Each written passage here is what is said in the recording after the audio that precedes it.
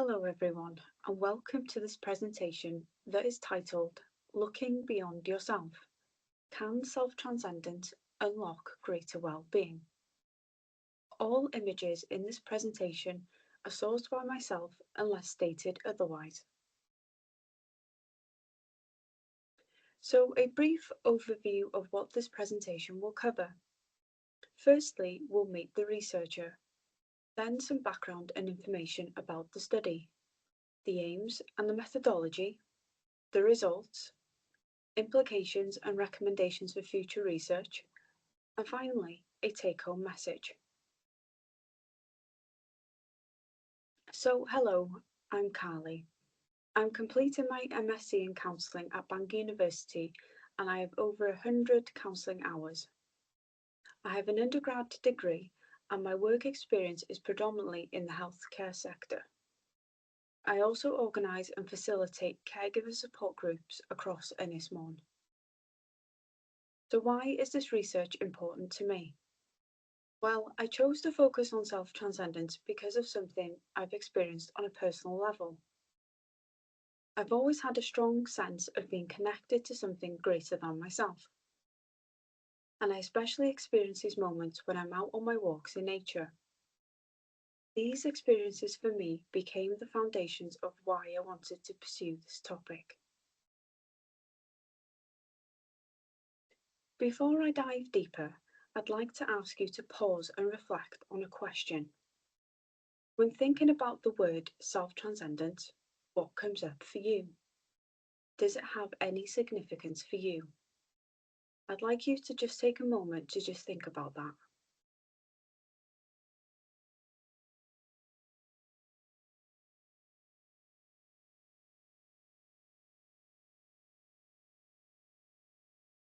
Okay, so now you've had a moment to reflect on what self-transcendence means to you, I'd like to expand a little further. From the research, it seems that self-transcendence is one of those abstract concepts that can mean different things to different people. It's highly subjective. While some associate it with spirituality or mindfulness, others find it through a deep connection with nature. And I'm sure if I were to ask each of you individually here today what it means to you, I'm sure I'd get a wide range of interpretations. In psychological terms, self-transcendence is often described as a shift beyond the ego towards something greater than oneself, whether that's meaning, connection, or purpose. On the other hand, well-being is a broader, more structured psychological concept. It doesn't just mean the absence of illness. It includes positive emotions, psychological functioning, and life satisfaction. Essentially, it's how we feel and function in life overall. So the big question becomes, are these two concepts, self-transcendence and well-being, connected? And if so, how? Self-transcendence is increasingly recognized in psychology as a key resource for mental well-being. At its core, it's about shifting focus away from ego-driven concerns and connecting with something greater, whether that's meaning, purpose, nature, or a sense of unity with others. The concept has deep roots in existential and humanistic psychology.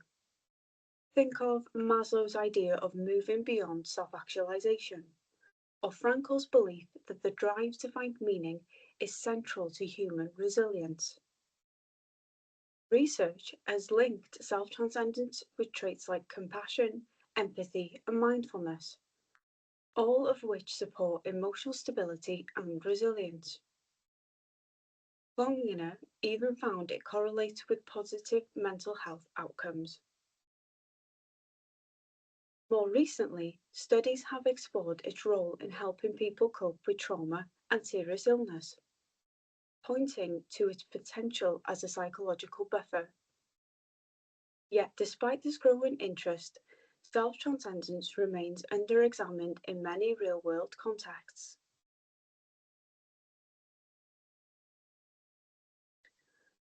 One key insight that emerged from the literature review was this. Although self-transcendence has been explored among healthcare workers, palliative care patients, and religious groups, there's a noticeable gap when it comes to counsellors. This is quite surprising given that counsellors regularly engage in deep self-reflection and manage significant emotional demands, factors that would seem to make them particularly receptive to transcendent experiences. It became clear that self-transcendence, a potentially powerful psychological resource, has been overlooked in the counselling profession. While broader psychological research has addressed it, there's a lack of focus on training counsellors specifically. What more, traits like mindfulness, empathy, and spirituality are often studied in isolation rather than as part of an integrated model like self-transcendence, potentially limiting our understanding of how these elements function together. There's also a methodological issue. Few studies use validated tools like the Self-Transcendence Measure Brief. And finally, considering the high levels of burnout and emotional fatigue reported among counsellors, it's clear that we need sustainable, evidence-based psychological resources to support their mental well-being. That's what the study set out to do, to explore the role of self-transcendence in the lives of counsellors' well-being.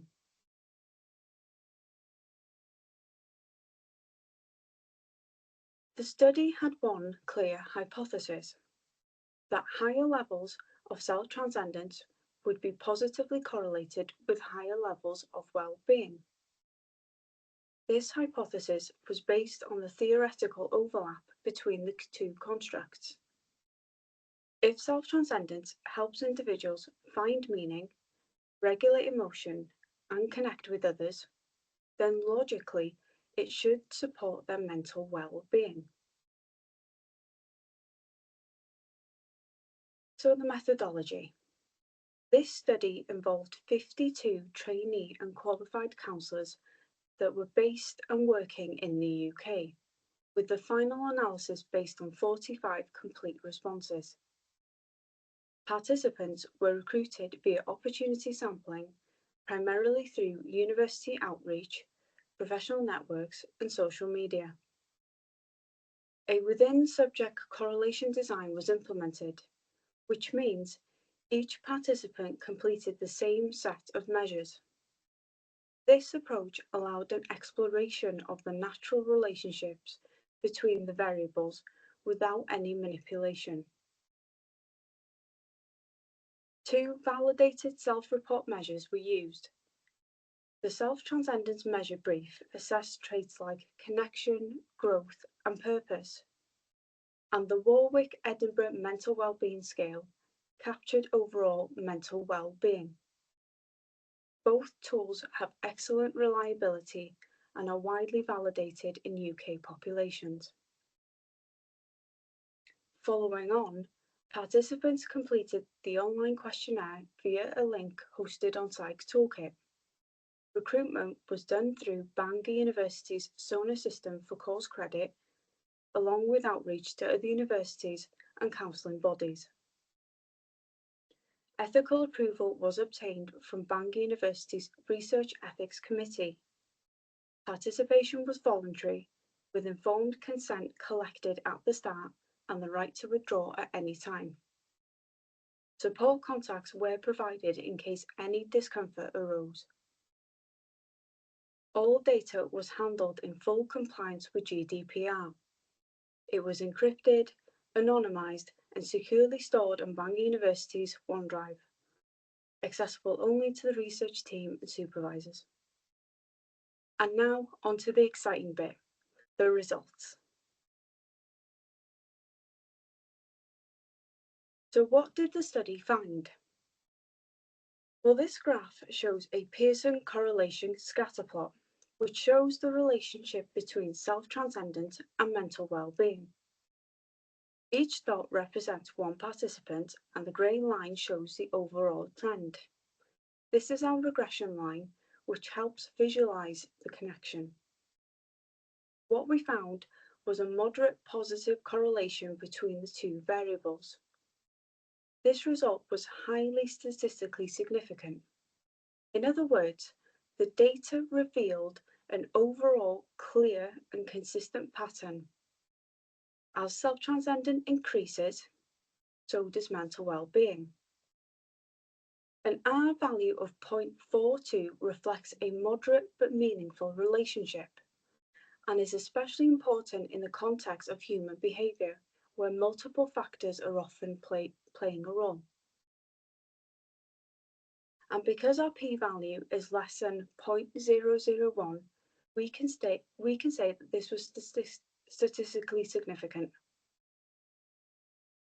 We also ran a simple linear regression, which confirmed that self-transcendence may be a predictor of mental well-being. The model accounted for about 18% of the variance in well-being scores. This is a valuable contribution within psychological research, especially when we consider how complex and multifaceted well-being is. So, to sum up the results, the findings supported our hypothesis. Counsellors who report higher levels of self-transcendence also tend to report greater mental well-being. While the quantitative data clearly showed a meaningful relationship between self-transcendence and mental well-being, what stood out even more were the optional comments participants shared at the end of the questionnaire. Although this wasn't a part of the main focus of the study, the depth and honesty in these reflections added something really valuable. These responses hinted at personal experiences and perspectives that the numbers alone couldn't fully capture. Because of this, a thematic analysis was carried out using Burne and Clark's reflective approach to explore these insights further. And what emerged were some rich, recurring themes that really brought the data to life. From this analysis, 6 key themes emerged. First, conceptual ambiguity. Many participants hadn't come across the term self-transcendence before. Some said they found the concept unclear or difficult to relate to, which raises questions about how we communicate and measure such an abstract idea. Then, mental health benefits and emotional cost. While many found that self-transcendence brought a sense of purpose and emotional strength, others highlighted the personal cost, especially when prioritizing others came at the expense of their own well-being. A third theme, spiritual versus secular interpretations, showed a broad range of perspectives.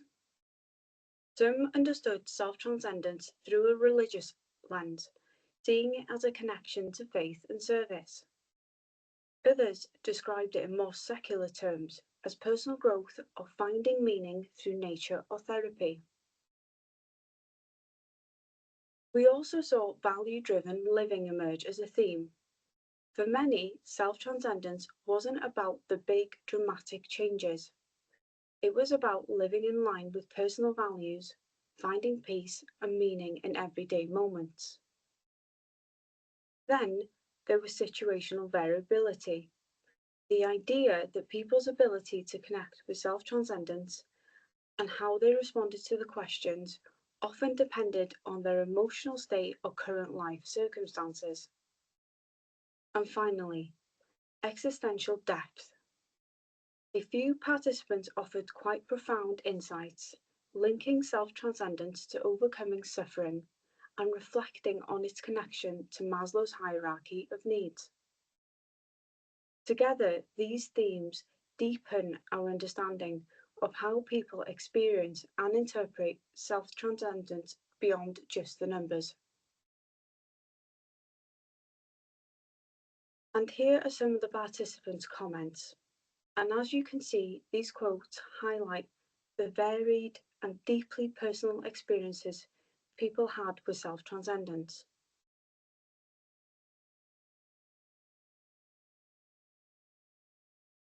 So what are the implications of this study? Well, building on the findings, this study supports the hypothesis that self-transcendence is positively associated with mental well-being within the counselling profession. The moderate correlation we found suggests that counsellors who demonstrate more self-transcendence traits tend to report better psychological well-being. This aligns with previous research showing that qualities like mindfulness, purpose, and pro-social behaviour may help people cope in emotionally demanding roles. We also heard how self-transcendence may contribute to emotional resilience and even help reduce the risk of burnout, something that is particularly relevant in therapeutic work. The profession values empathy, compassion, and attunement, which are qualities that are naturally aligned with self-transcendence. Our qualitative themes added depth to the picture.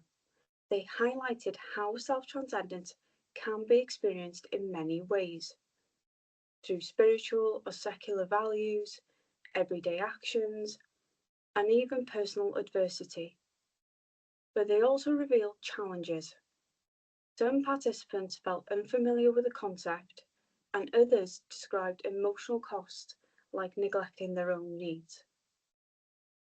This reinforces that self-transcendence isn't a one-size-fits-all solution. That said, it's important to acknowledge a few limitations.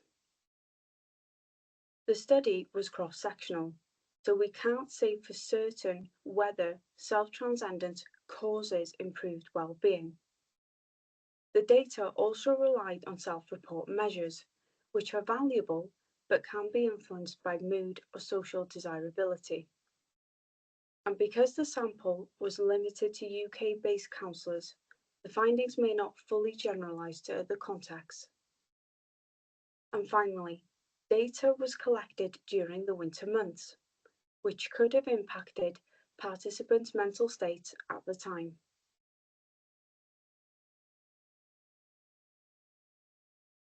Now for the future research. Looking ahead at the possibilities, several key research directions emerge from this study. First, there's a clear need to clarify the concept of self-transcendence. Participants found it vague, echoing critiques in the literature. Future studies should refine and simplify its definition, making it more accessible and culturally inclusive. Secondly, we need to better understand the emotional complexity of self-transcendence.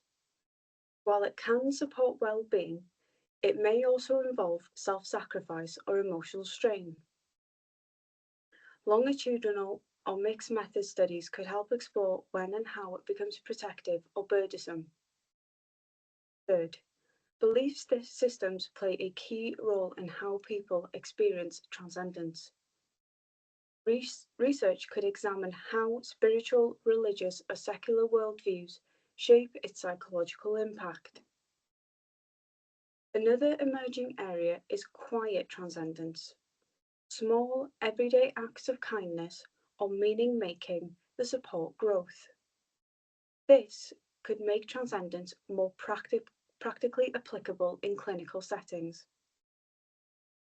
We also need more research on state-dependent fluctuations, how emotional readiness influences one's capacity for transcendence. Tailoring interventions to these shifts could make them more effective. Then, there's also the potential in developing self-transcendence-based interventions for mental health professionals to prevent burnout and enhance resilience. Finally, future research should expand its methods. Longitudinal, experimental, and mixed method designs, along with more refined tools, may help us to better understand how self-transcendence impacts well-being over a longer period of time.